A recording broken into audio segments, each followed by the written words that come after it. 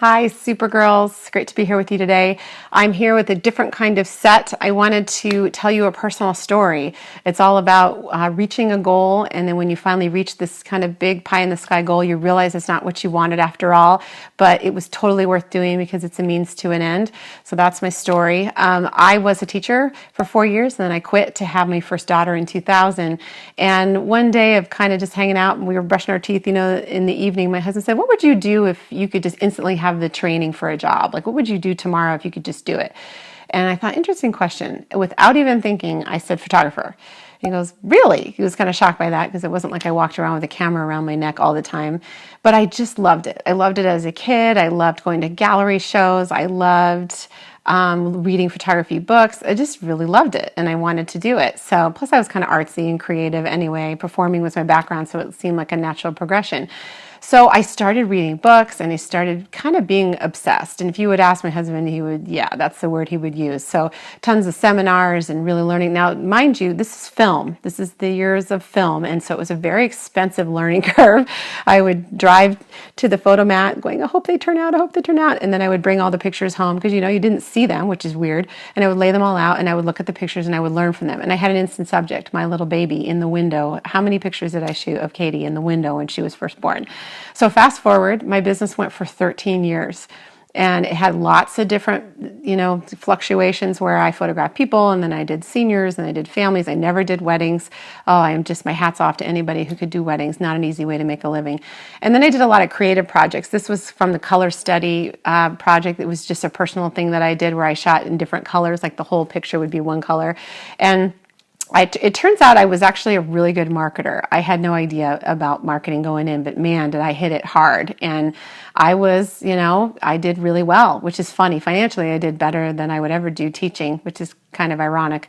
But what I found was I was getting a little burned out. And the first kind of sign of burnout, I was just doing a lot of editing. And those of you who do photography, it's so much editing and it's really time consuming and hard and you stay up late. And I just didn't handle it well. I made a lot of bad choices about my business when we lived in New York. My kids were small and I was jamming. I was so busy. I had an assistant and I was the only photographer in our town. And it was fun and I was having a great time, but on the flip side of it, I was just exhausted and I wasn't connected with my daughters the way I should have been too, because it was, brand new place we were living. So my first kind of big fluctuation in the business was when we decided to move home. And I realized that I did not care for photographing people anymore. People are hard. Tents are hard. People are just really difficult. So, it's family dynamics. It's my own family. I mean, I'm not saying that about anybody else, but people are hard. So when I moved home, I realized how much I love dogs.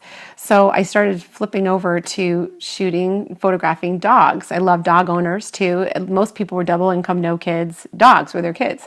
And I loved it. It was a blast. And I did it for 5 years and I did a lot of charity work for the Humane Society, which I adore. And I really enjoyed myself. And there was a lot of dog slobber in my life and I really liked it. And kind of towards the end of that part of my career in photography, Amherst Media, this really great company, asked me to write a book, which was insane. I am a writer. I love to write, but I thought, oh my gosh, I'm going to write a book. So I did it. And here it is. And it was just a really, really amazing experience. Okay, so shortly after that, the second phase of burnout started happening. And I realized I really miss teaching. And it was a God thing. I ended up kind of doing this volunteer thing and going, oh, I should be teaching. That's what I'm called to do. So here's the thing. And I'm teaching now. I'm teach third grade. I'm back teaching. But this is what I learned. There are passions and there are callings. And photography for me was a wonderful passion. And it's cooled quite a bit because when you do things for a business, sometimes you lose your mojo a little bit. And I'm slowly getting it back. Taking a trip to Santa Fe and do some pictures just for me with a friend. And I'm excited to, kind of get back in the art of it. But it's a passion. Teaching for me is a calling. I love teaching women. I love teaching young girls. I love teaching third graders. I love doing my musical at my school. I love doing SuperGirl Academy at my school. I adore it. It's fun. So this is where I am. I'm teaching now, and photography was a wonderful, wonderful road for me. I really liked it, and it was a means to an end. It brought me here. But sometimes where you think you're going to end up, you get there and you go, maybe this wasn't meant for me after all. And that's okay, because it's all part of your story, which is wonderful.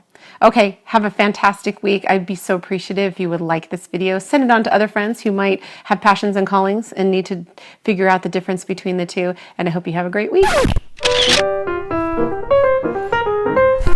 Image check. All right. Always lipstick on my teeth. Seriously? Is there a glare on the picture?